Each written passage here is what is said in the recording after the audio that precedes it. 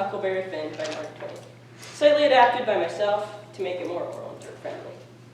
The story starts being told or narrated from Huck's perspective, then changes into dialogue between him and Jim, a runaway slave. I read considerable to Jim about kings and dukes and earls and such, and how gaudy they dressed, and how much style they put on, and called each other your majesty and your grace and your lordship, so on, instead of mister. And Jim's eyes bugged out. He was interested. He says, I didn't know there was so many of them. I ain't heard about none of them scarcely except old King Solomon, unless you count them that's in a pack of cards. How much do a king get? Yeah. Why, they get $1,000 a month if they want, and they can have just as much as they want. Everything belongs to them. Ain't that cute? What they gotta do, Huck? They don't gotta do nothing. Why, how you talk? They just sit around. No. Is that so? Of course it is. They just sit around, except maybe when there's a war. Then they go to war. But other times they just lazy around.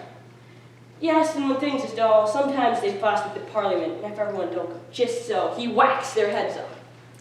But mostly, he hangs around the harem. Round the which? Harem. What's the harem? The place where he keeps his wives. Don't you know about the harem? Solomon had one. He had about 1 million wives.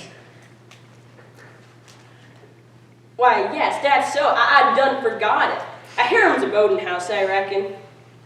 Most likely they has rackety times in the nursery. And I reckon the wives quarrels considerable, and that creates the racket. Yet they say Solomon the wisest man to ever live. I don't take no stock in that. Because why would a wise man want to live in the midst of such a blim-blamming all the time? No, indeed he wouldn't. A wise man would build a boiler factory, and then he could shut down the boiler factory when he wanted to rest.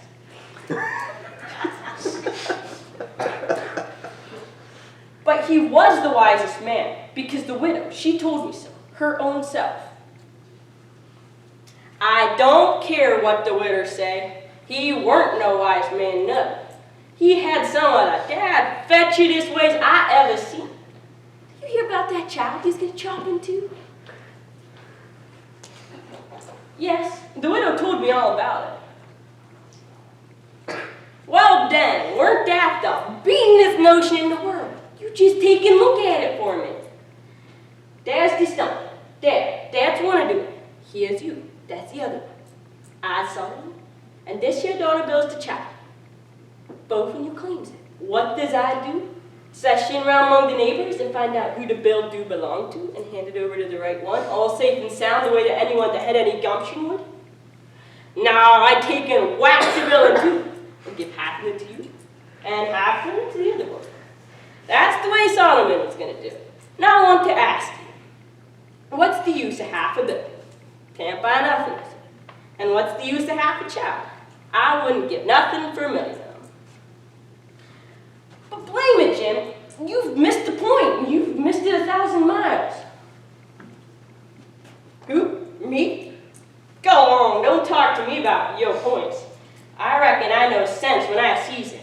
And there ain't no sense in such doing as that. Dispute weren't about half a child. Dispute were about a whole child. And the man that thinks he can settle a dispute about a whole child with half a child don't know enough to come in out of the ring. Don't talk to me about Solomon, Huck.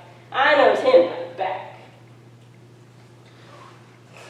But I tell you, you don't get the point.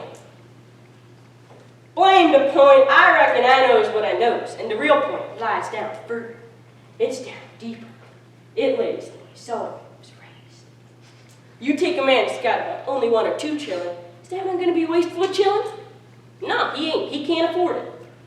But you take a man that's got about 5 million children running around the house, and it's different. He has soon chopped child into his cat. There's plenty more. 1 or 2 children, more or less, weren't no consequence to old Solomon. Dad, fetch him,